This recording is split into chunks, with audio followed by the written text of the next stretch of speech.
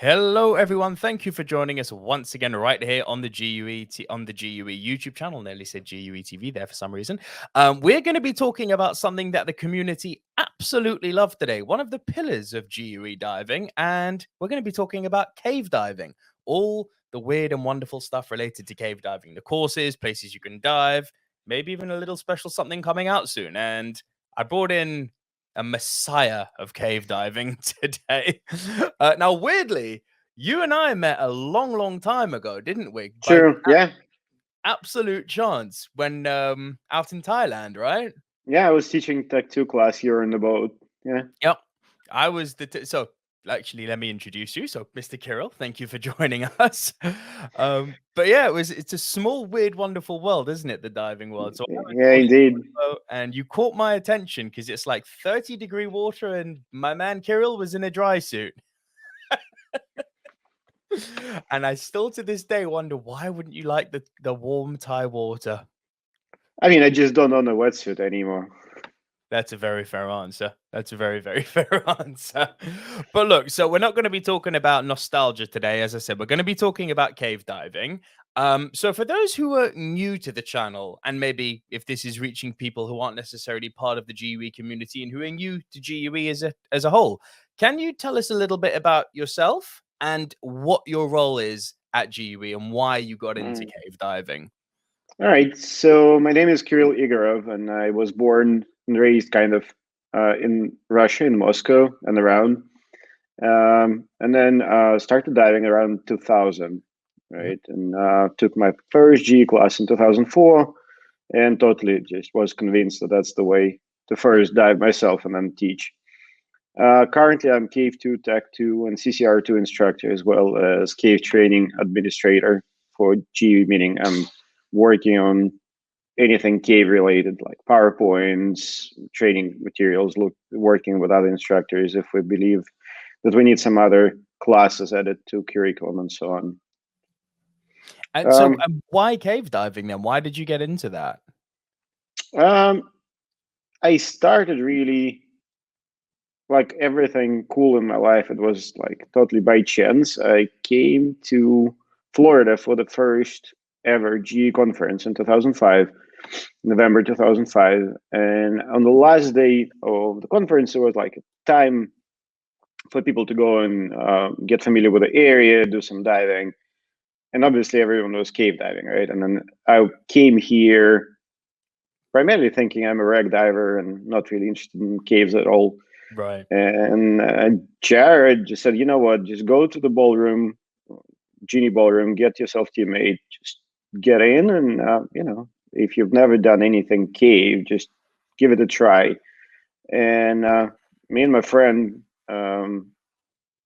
went there, like, and after 45 minutes, I like got back to E as quickly as I could. And I found Jared and those crowds like surrounding him. And I said, hey, dude, when can I set up my K1 class? And he's like, oh, just probably a week before, like prior to the next conference, 2006, we can hook you up. And yeah, that's how it happened. I took K1 and got completely like in love with it. And then in 2011, when Jared offered me to work for GHQ, I thought that, really great opportunity to do more cave diving, and just got stuck here in Florida, diving all the time, teaching all the time.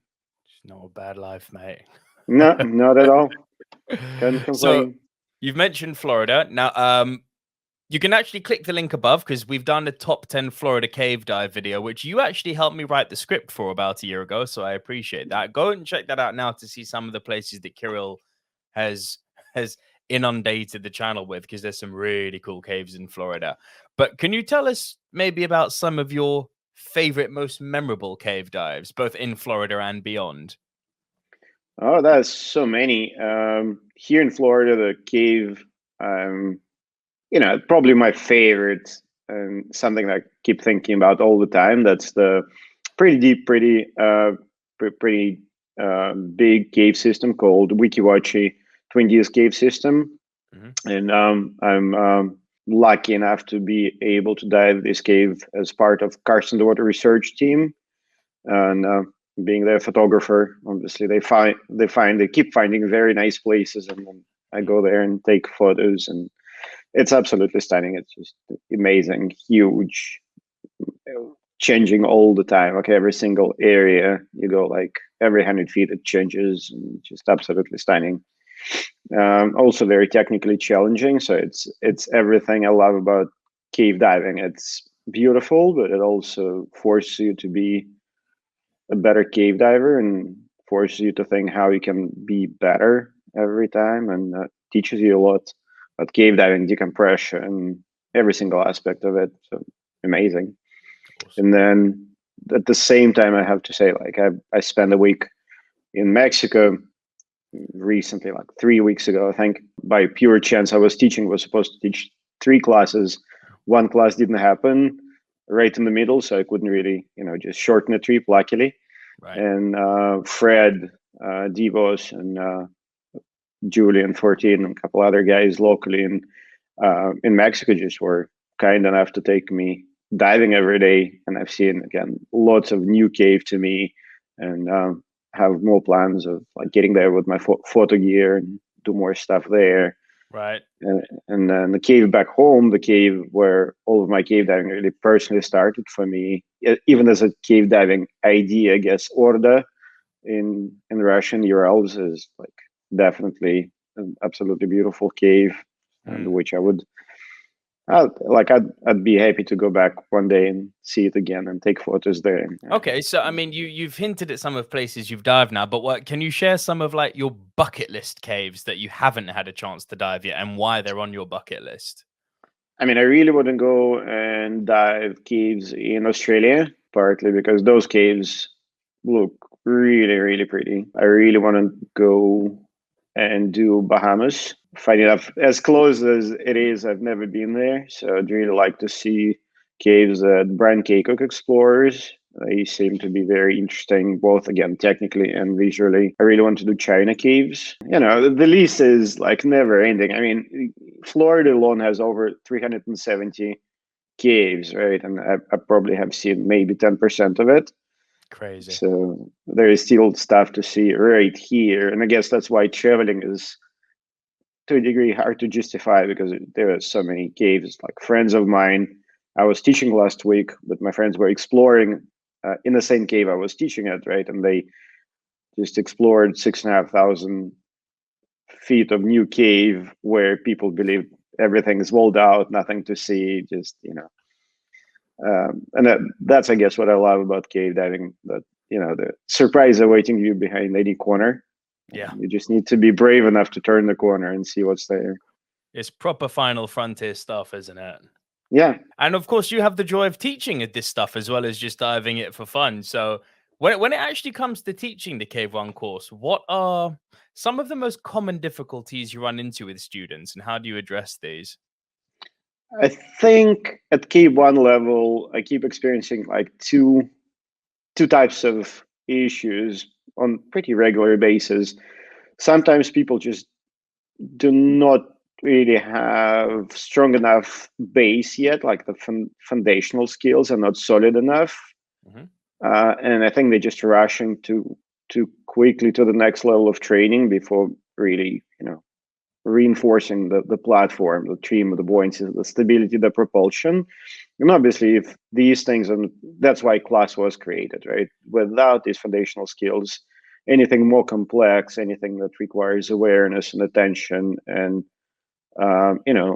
more gear, just extremely hard to be successful. And even if you're successful through the class, it's not necessarily the most enjoyable experience, not as enjoyable as it can or should be. Right. Other side, funny enough, is opposite of that. If people are so good at fundamental skills that they became super rigid in their trim, and they cannot even think about themselves being head down, sideways, extending legs, bringing legs in, so they just all of a sudden become too rigid. And cave is not a regular shape thing, right? You need to constantly just look around and think how to fit it Right. the best you can. And I think that kind of lack of 3D imagination and flexibility also is a thing. It's hard to truly enjoy cave diving if you're like too rigid and too inflexible. So okay, so we've talked about maybe not having enough fundamentals, or maybe being too rigid. So who would you say the Cave 1 course is really suitable for? I'd say any solid fundamentals diver will benefit from a K1, either and hopefully as a way to enter this like absolutely amazing environment and see, as you said, it's like trip to space, really, right?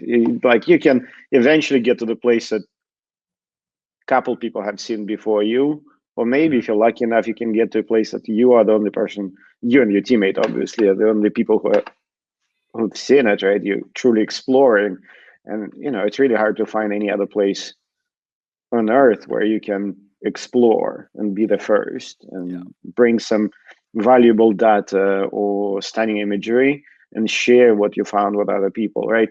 So hopefully, I think anyone who has this desire to explore, which hopefully most of geodivers explorers, right?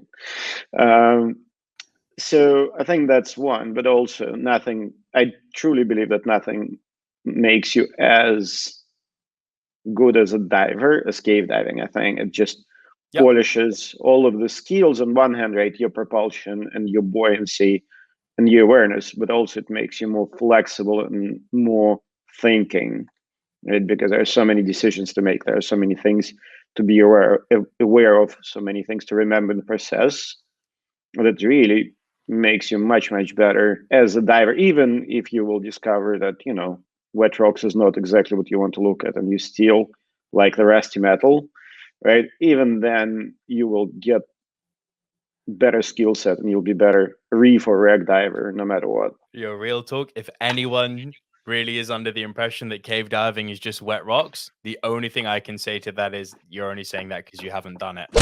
That's the only answer I can give in the most unarrogant way possible. Because I mean, listen, I'm a guy who loves pretty fish, lovely reefscapes. I'll bury my head in the sand and look for macro animals that big if I have to. That's my jam. Then I went cave diving and it was like, whoa, yeah, this isn't just wet rocks. So yeah, but even there, like it's interesting. Like you mentioned macro, right? You look at the rock and you can see a coral and a shell and a sea urchin and a sand dollar, right? So you can just, you're diving in geological time, right?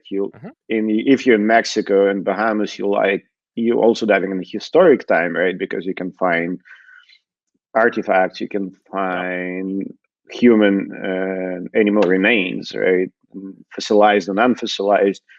So, there are so many different things to cave diving, and you can see it from so many different angles, from like just embetterment yourself as a diver to thinking of it as trip and time. You mentioned that you're a cave diver, a cave instructor, sorry, and also a tech instructor. So I mean, this is a very common question that I often get asked on the channel, and I'll let the Messiah answer it for us now. Do you need to have done any Tech 1 courses like Tech 1 in order to do a cave course? No, and it's funny because it's a very often asked question, and both ways, right? Should I do K1 before Tech 1 or Tech 1 before Cave 1? And I think it doesn't really matter. I think like taking one class make the other class easier, whichever succession you take, right? You take Tech 1, so you're familiar with some, like a little bit of line work. You're also familiar with failures, and then you worked on probably one of the most complex skills in diving, right? The ability to maintain buoyancy mid-water with minimal reference and like speeds of ascent, right? Your understanding of decompression is like significantly better.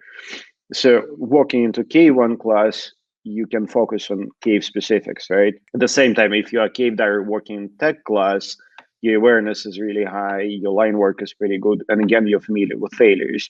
So, I think the choice should be your fundamentals. You have sufficient experience at recreational level, and your base is really stable and you're comfortable in the water. Then you just need to think, what can I do more often, right? So do I leave, like if I leave by English Channel, right? Or like in Scotland, probably wreck diving is something that's easier accessible. So you can get this experience much quicker out of the class. So then obviously technical diving makes more sense as first step, right? And then cave diving requires traveling, so you can leave it for after tech. At the same time, if like me now, you're based in Florida, yes, we have ocean, but ocean is like 5 hour drive and caves a 12-minute drive. So Right. definitely cave diving makes more sense because it's something you can do like in the evening or on the weekend without a lot of pre-planning. So after cave one, you can go and get this experience very, very quickly. And I think that's the important thing, right? To start, because class is just a starting point, right? So you get out of the class and get this experience. Yeah, yeah. So I think the choice needs to be based on what you can do a lot of and with minimal logistics. What's like the main difference between like a cave 1 and a cave 2 class? So cave one, right? It's there are a few significant differences. One is just basic restrictions, right? So at cave one level, you stuck on the main line, and you can use fairly small amount of gas for penetration, right? So which is obviously just gives you a safe environment to practice the skills, right? Yeah. Also, key one is still based pretty much around rules, right? So like if this happens, you do that, right? If this happens, you do that, right? Cave 2, 1 obviously takes you away from main line or takes you much further on the main line. So you're using way more cave, which means you're going way past what you can say like a touristic area, right? Easy accessible area. You can get into pretty interesting areas in Mexico, or here you can get very quickly to areas that are like under current exploration if you're good on gas and persistent, which means that at this point you need to be able to think creatively, right? And sometimes there is more than one answer to a scenario or a problem or a failure, right? In different cave, right? So being able to think, is it small, is it big, right? Is it deep, is it shallow? Is the line brand new or very old and sketchy looking, right? Is it silty or is it solid bottom, right? All of these things may have an effect on how you deal with the problem or what decisions you're making. And I think so. Cave 2 is really more about combination of awareness and thinking rather than just skill development, whether Cave 1 is more about just taking your open water platform and teaching you to use it in an overhead environment and giving you all the tools to start building slowly but effectively building up your overhead experience to prepare you for that high level of responsibility and flexibility that you will experience at Cave 2 level. And then, of course, once you've done your cave 2, then you get to play with the real James Bond toys and do DPV cave, right? Yeah, with some experience, with quite some experience, yeah. Because that will require even more awareness. Yes. I believe that, but that's kind of like the end game for a lot of cave divers. I know, because I mean, the idea of DPV in a cave is just and that's such cool stuff. Okay, so we've talked a little bit about the GUE courses now. Now I hinted at this at the top of the video that there may be something new coming. There's a book. There's a brand new cave book coming out. So I mean, let's talk about this new book now. It's called Deep into Cave Diving. What was your involvement with this book? So the project began quite a long time ago. So many years ago, active cave instructors, GU cave instructors at the moment, like Fred Divos and Chris Lemole and like David Ray and Jared, right? Danny Riordan. So they started working on kind of a cave manual, right? Something to supplement GE classes with. And then slowly this project just kind of was put on the shelf and no one was coming back to it. And then a few years ago, Jared asked me if I would be willing to try and revive the project. So I got this, and it was really cool because there were like 13 chapters, very in depth. Some of the chapters were extremely in depth, worthy of like standalone book rather than being part of the manual, which I think we'll come back to that project later on Hmm. when I'll recover from this one. And then as I was going through the books, like, it was written, some of the chapters were written 7 years ago, so obviously they needed some tuning up and refreshing. So I started working on it, and then also just considering my background, like my previous life when I graduated as teacher of physics from Moscow State Pedagogical University, I went a little bit more in depth on things like gas properties or gas splitting, because that's one of my probably most favorite like aspects of teaching both tech or cave, the gas splitting and playing with numbers. So I expanded these chapters to make them kind of, again, more up to date and more inclusive of everything you can do. Obviously, we added like more information on stuff we started doing recently, like side mount and CCR diving and side mount rebreather diving. So all of these bits and pieces were added, and so kind of I just finished this book, starting with a lot of really good materials and trying to make it readable, useful as supplement for both for G classes and also as material for people who are already done with their classes. So somewhere to look back and think like, if I'm planning dive like that, so what do I need gas wise, like, how to plan it, how to do deco and so on. And then second part of that book for me was I like cave photography, so it was a chance to go and just literally do illustrations. It's quite a fun project where you finish the book and you look at the pages and you think, so what would I like to see here, and just go and get all these photos done by yourself with friends. So combining cave diving with friends and taking photos, and then having like uniform styled, nice, relatively nice looking, hopefully nice looking photos that are to the point, illustrating specific topics in the book. Also, I think like another project I'm really proud of, the DPV manual, which you can also find on G webpage, the skill guide for both DPV1 and Cave DPV. That was kind of another fun project where I just built it as photo comic book pretty much. Nice. Right. Instead of describing skills, just giving a bunch of photos. Don't tell it, show it. I love that. So you've kind of alluded to this already, but I'll go ahead and ask it. Can you tell us in a bit more detail about what people can expect from this book? But specifically, is it solely for GUE divers, or is it for anybody with an interest or passion for caves? I hope that it will work for any cave diver, GE or non-GE alike, just because I think it's quite a long time since any of the cave training agencies refreshed their materials, and when like a generic cave diving book was published, right, where you have a section on geology, section on like conservation, section on gas planning, like everything, a little bit on history of equipment development and so on. So I think it's just really good reading for anyone who's into cave diving, thinking about cave diving, or cave diving for quite some time. So I hope, again, I will be very interested to hear opinions, because obviously I like it, and I think it's good because I've spent 2.5 years working on it, but hopefully it will be useful. Would you say that it's the book's going to be considered necessary reading for any potential cave students or not? I mean, I think that's what always had in mind, because right now, when you take any of our cave classes, right, most of the materials you're getting is really the PowerPoint, which, as much as we try to make it informative, but it just the presentation, right? There's just so much information I can fit on the slide.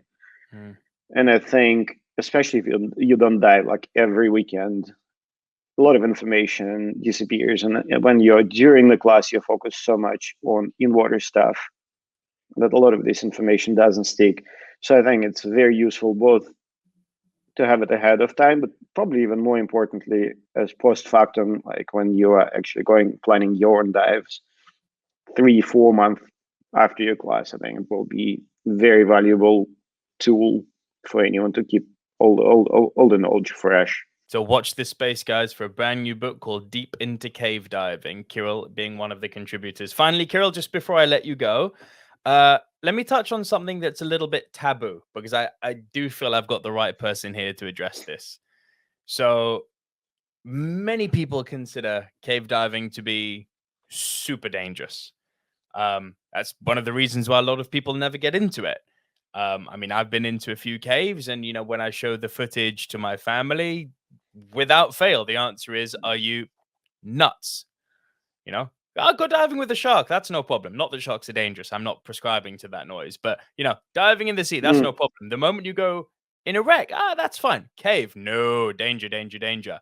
So there's definitely this kind of taboo or stigma about cave diving. So as a seasoned cave instructor, what words of reassurance can you offer to those who are on the fence about cave diving? I personally believe that if done right, it's probably the safest, the best through kind of diving, right?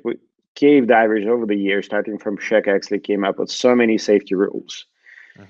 We try to reinforce the safety, like as GUE, with like gas choices, very conservative gas planning, team concept, right? Like in the ocean, if you think how dynamic the ocean is, right, and how much you depend on other boats, sea conditions, currents, like so many things that can go wrong like even when you do everything right, there's so many things that totally do not depend on you, right? Yeah. While in a cave, really, it's, I wouldn't call it a static environment, right? But it, for the most part, is way more predictable, right? Wild things happen historically, right? Collapses are not common. Cave floor reversals are not common, right? And then the rest of the things like loss of visibility or like loss of light and everything, one, if everything's done properly, shouldn't happen. But if it happened by, not by your fault, someone's scooter jammed, someone destroyed visibility, right? These skills are practiced so many times during the class, and the planning was, reinforces that planning component, my favorite component, right? You're taught to make sure that you have so much gas that you can deal with all realistic problems that can occur in a cave. That, to me, I wouldn't, it's definitely the most predictable and probably I would say the safest type of diving, just because it's all depends on you and your decision making versus, nature and other, not very smart boat captains, or not right, but people around you, right? You've been in Thailand, like people on jet skis, people on sport boats and all that stuff, right? So you can plan the best you can, but you cannot plan for them. No, you cannot. I can only say this from having done it. Go cave diving. It's just awesome. Just do it. Drinking the Kool-Aid, but go cave diving. I can't stress that enough. Kirill, man, thank you so much for your time today. Thanks, I know Nico. you're super busy, but I will let you go now. Guys, do check out Kirill's photography work. Please go look at it, search him out on Kirill Egorov on Facebook. I'm not blowing smoke up his bum just because he's sitting in front of me. His cave photos really are quite something. Be on the lookout for the new book, which Kirill has contributed to, Deep into Cave Diving. If you're not familiar with who Shek actually is, we have done a video on the top 10 diving pioneers, which is available on the channel now. Link to that is above. And yeah, if you are interested in maybe taking up a Cave 1 class, you can go to GUE.com. Kirill's details are on there. You can hire him out as your instructor and he'll teach you the ropes of cave diving. If you happen to be in Florida, he's your man. As well as all of our other great instructors out there. I've got to be careful. We have plenty. We have a lot of good instructors here. Plenty. But Kirill, is there anything else you'd like to plug, or are you happy with all of that? I'm very happy, and I hope you'll enjoy the book. As always, if you are new to the channel, please be sure to like the video, share the video, tickle the notification bell, and we will see you all very, very soon. Kirill, thank you so much again for joining us, and stay safe.